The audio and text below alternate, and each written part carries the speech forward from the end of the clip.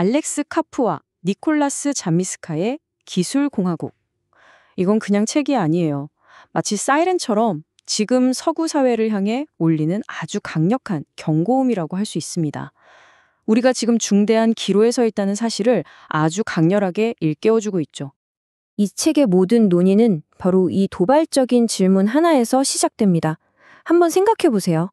우리가 굳게 믿는 자유라는 가치가 어떤 정치인의 멋진 연설이 아니라 눈에 보이지도 않는 소프트웨어 코드 몇 줄에 달려 있다면 어떨까요? 우리가 당연하게 누리는 이 민주주의의 운명이 사실은 기술에 의해 좌우될 수 있다는 것. 정말 생각만 해도 좀 오싹하지 않나요? 자, 그럼 대체 어떻게 상황이 이 지경까지 온 걸까요? 먼저 책에서 지적하는 문제의 근원부터 한번 파헤쳐 보겠습니다. 바로 실리콘밸리의 변화인데요. 한때 미국의 혁신 엔진이었던 그곳이 도대체 어떻게 길을 잃게 된 걸까요? 과거와 현재 정말 극명하게 차이가 나죠? 초창기 실리콘밸리는요, 국가적인 과제를 해결하는 곳이었습니다. 로켓을 쏘아 올리고 국방 기술을 개발하고 말 그대로 나라의 미래를 짊어진 파트너였던 거죠. 그런데 지금은 어떻습니까? 세계 최고의 천재들과 막대한 자본이 우리에게 음식을 1분이라도 더 빨리 배달해주고 더 예쁜 필터로 사진을 꾸미는 앱을 만드는 데 집중되고 있어요. 물론 편리하죠. 하지만 뭔가 정말 중요한 걸 놓치고 있는 것 같다는 생각 안 드시나요? 이 인용구가 바로 그 야망의 상실을 아주 날카롭게 꼬집고 있는 겁니다. 한때 인류의 미래, 거대한 담론에 이야기하던 기술이 이제는 개개인의 아주 사소한 욕구를 채워주는 데 머물고 있다는 비판이죠. 국가적인 과제를 해결하겠다는 그 거대한 꿈이 사라진 자리를 사소한 편리함이 대신 채워버린 셈입니다. 저자들이 현재 실리콘밸리를 묘사하는 표현이 참 재미있는데요. 바로 장난감 나라의 길을 잃었다는 겁니다. 이게 무슨 말이냐면 닷컴 버블 때를 생각해 보세요. 엄청난 투자를 받았지만 결국 허무하게 파산했던 온라인 장난감 가게 이토이즈가 있었죠. 딱 그 꼴이라는 겁니다. 돈은 잘 벌지 몰라도 궁극적으로는 사소한 소비자 앱이라는 장난감에만 몰두하는 산업의 현실을 꼬집는 아주 강력한 비유라고 할 수 있죠. 자, 실리콘밸리가 이렇게 장난감에 빠져 있는 동안 세상은 훨씬 더 위험한 곳이 되어버렸습니다. 이런 방향 상실이 그냥 좀 아쉬운 수준을 넘어서 어떻게 우리 모두에게 실존적인 위협이 되고 있는지 한번 들여다보겠습니다. 이 책에서 가장 중요한 개념 중 하나가 바로 이 승리자의 착각입니다. 냉전에서 이긴 후에 서구 사회가 이제 게임 끝났다. 우리가 이겼으니 더 이상 치열하게 경쟁할 필요 없어. 라는 식의 안일함을 빠져버렸다는 거예요. 마치 큰 시험에 합격하고 나서 이제 공부 끝! 하고 완전히 손을 놓아버린 학생 같은 거죠. 바로 이 착각 때문에 새로운 위협에는 둔감해지고 미래를 위한 절박한 준비를 게을리하게 된 겁니다.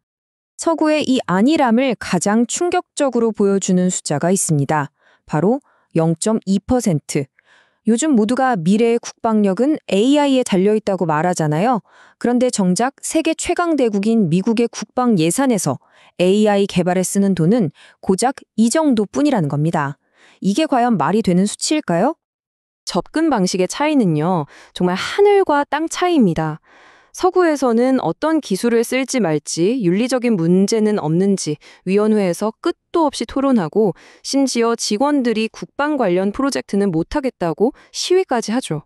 그런데 바로 그 시간에 권위주의 국가들은 그 기술을 무기로 보고 망설임 없이 투자하고 개발하고 있습니다. 우리가 머뭇거리는 바로 그 순간이 그들에게는 격차를 벌릴 절호의 기회가 되고 있는 거죠.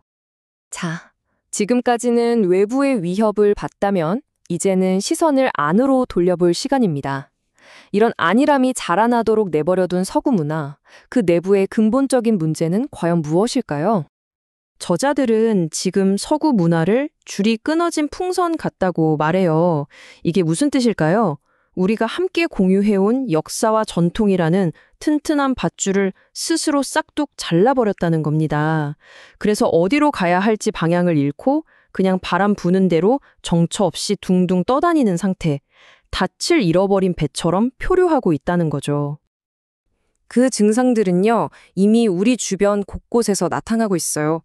대학에서는 우리 공동체가 걸어온 역사를 가르치길 꺼려하고 리더들은 혹시 비난받을까 두려워서 자기 소신을 똑바로 밝히지 못하죠. 특히 기술 분야 리더들이 우리는 그냥 도구를 만들 뿐 그게 어떻게 쓰이는지는 우리 책임이 아니다 라면서 책임을 회피하는 태도, 이걸 책에서는 기술적 불가지론자라고 부릅니다. 그렇다면 이 표류를 멈추고 다시 닻을 내릴 방법은 없을까요? 있습니다. 책에서는 그 해답의 첫 번째 열쇠로 엔지니어링 사고방식이라는 새로운 문제 해결법을 제시합니다. 이것도 비유가 정말 기가 막히는데요. 바로 시계와 구름입니다. 시계는 어때요? 톱니바퀴처럼 딱딱 맞아 떨어지고 예측 가능하고 경직된 관료주의 시스템을 상징합니다. 반면에 구름은 모양이 계속 바뀌고 어디로 갈지 예측이 안 되죠. 바로 이 구름처럼 유연하고 역동적이고 변화에 빠르게 적응하는 시스템으로 우리가 바뀌어야 한다는 겁니다.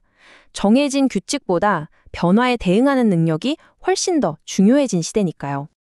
그 구름 같은 시스템의 구체적인 모델로 에크벌떼라는 개념을 소개하는데요. 이름부터 흥미롭죠? 꿀벌들이 중앙에 어떤 지시도 없이 각자 정보를 모으고 공유해서 스스로 최적의 집을 찾아가는 것처럼 문제와 가장 가까운 현장의 소규모 자율팀에게 권한을 줘서 스스로 문제를 해결하게 하자는 겁니다. 위에서 시키는 대로만 하는 게 아니라 현장의 지혜와 판단을 믿는 거죠. 엔지니어들이 쓰는 아주 간단하면서도 강력한 방법이 하나 있어요. 바로 5번의 왜 기법입니다. 어떤 문제가 생겼을 때 왜 이런 일이 일어났지? 라고 묻는 거예요. 그리고 그 답에 대해 또 왜? 라고 묻고 이걸 5번만 반복하는 겁니다. 그러면 겉으로 보이는 증상이 아니라 문제의 가장 깊숙한 곳에 있는 진짜 근본 원인을 찾아낼 수 있죠. 상처에 그냥 반창고만 붙이는 게 아니라 병의 원인을 찾아 시스템 전체를 치료하는 방식입니다. 사실 제가 이 책에서 가장 인상 깊게 본 부분 중 하나인데요. 진짜 혁신은 만장일치가 아니라 건설적인 불복종에서 나온다는 겁니다. 모두가 네, 맞습니다 라고 할 때 용감하게 손을 들고 잠깐만요, 왜 그렇죠? 라고 묻는 사람들. 때로는 이단 하나 괴짜 취급을 받더라도 기존 방식에 과감히 도전하는 사람들을 포용하고 격려해야만 진짜 혁신, 진짜 돌파구가 열린다는 거죠. 자, 이렇게 새로운 사고방식까지 장착했다면 이제 마지막 단계로 나아가야겠죠.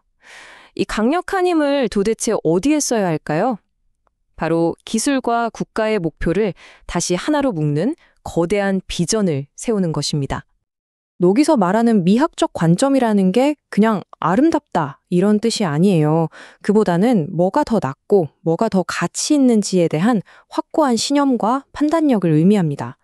모두의 눈치를 보며 방향 없이 흘러가는 게 아니라 이것이 바로 우리가 추구해야 할 탁월함이다 라고 선언할 수 있는 뚜렷한 신념을 가진 리더십이 절실하다는 이야기입니다.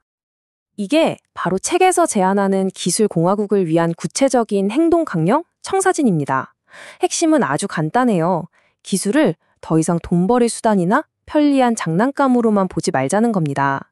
대신에 우리의 민주적 가치를 지키고 더 나은 사회를 만드는 소중한 국가 전략 자산으로 삼자는 강력한 선언인 셈이죠.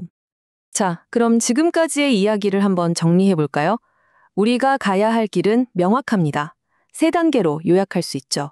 첫째, 지금 당장 승리저의 착각이라는 깊은 잠에서 깨어나서 현실을 똑바로 봐야 합니다. 둘째, 엔지니어링 사고방식을 받아들여 문제 해결 방식을 완전히 바꿔야 하고요. 그리고 마지막으로 뚜렷한 목표와 비전을 가진 기술공화국을 건설하는 것. 이것이 바로 이 책이 우리에게 제시하는 미래로 가는 길입니다. 그리고 이 책은 마지막으로 우리 모두의 등골을 서늘하게 만드는 아주 강력하고 잊을 수 없는 질문을 던지면서 끝을 맺습니다. 기술의 미래는 결국 선택의 문제입니다. 우리가 주도권을 쥐고 민주주의의 가치를 코드 안에 심어 넣을 것인가? 아니면 우리도 모르는 사이에 다른 가치를 담은 코드에 의해 우리의 생각과 사회가 지배당할 것인가? 그 선택은 바로 지금 우리 손에 달려 있습니다.